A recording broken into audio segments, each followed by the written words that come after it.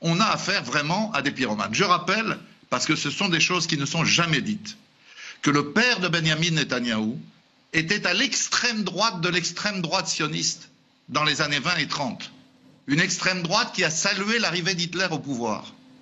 Le fils de Netanyahou a offert son visage pour une affiche du parti néo-nazi allemand AfD. Et au milieu, vous avez Netanyahou qui nous explique que Hitler ne voulait pas exterminer les Juifs. Franchement, cette dynastie est une dynastie de pyromanes d'extrême droite. Et il est temps que la communauté internationale aide les Israéliens et les Palestiniens à se débarrasser des bouts de feu. Écoutez, je voudrais vous dire, si vous allez au cinéma, chers consoeurs, et que vous arrivez pour voir les 5 dernières minutes, vous aurez du mal à comprendre le film. C'est exactement ce qui se passe. C'est-à-dire, cette affaire, cette escalade dure depuis 1 mois. Ça a commencé par des ratonnades, comme on disait pendant la guerre d'Algérie en France, l'extrême droite, les ultra-orthodoxes, criant mort aux Arabes, cognant sur tout ce qui bougeait.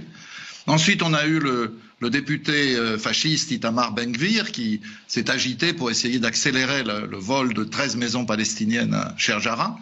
La police a été complice et des ratonnades et de cette tentative de spoliation, et elle est intervenue sur l'esplanade, y compris dans la mosquée Al-Aqsa, où on a quand même, c'est le 3e lieu saint de l'islam, tiré des gaz lacrymogènes. Imaginez qu'on tire des gaz lacrymogènes devant le mur des Lamentations ou à Notre-Dame.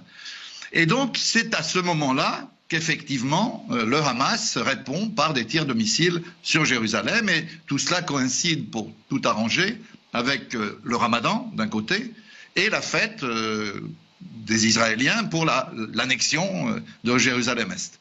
Donc, si vous voulez, on a quand même toute une histoire qu'on ne peut pas raconter par la fin.